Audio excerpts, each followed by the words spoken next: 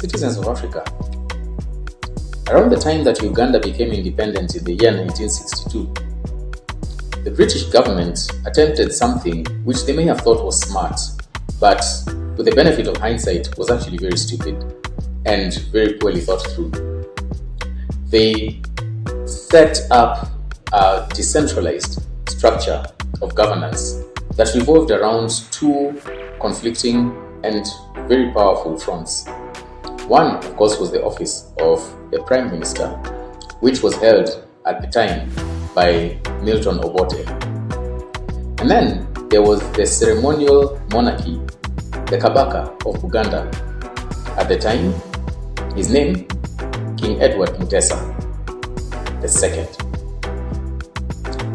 In the year 1966, on a date similar to today, the 27th of May, the palace of the Kabaka was besieged by forces loyal to Milton Obote.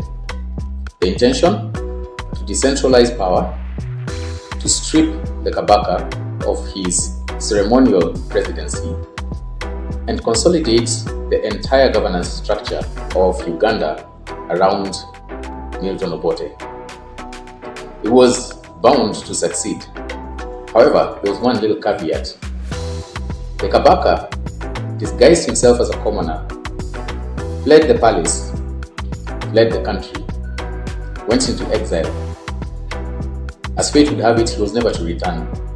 He died in exile 3 years later.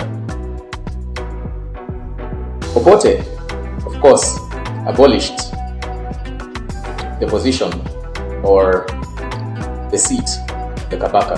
It was to later be restored in the year 1993. Purely ceremonial, of course, completely stripped of any kind of governance authority.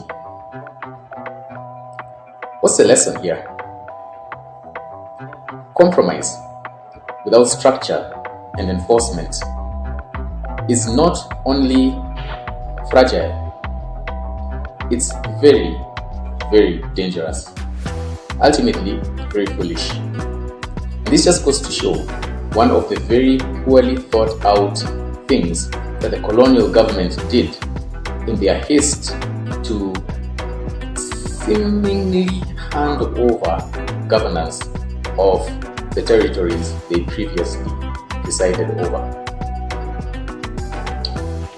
Have an Africa-loving day as always. And let's keep tracking for more snippets of African history, which in many cases will not make their way into your textbooks anywhere.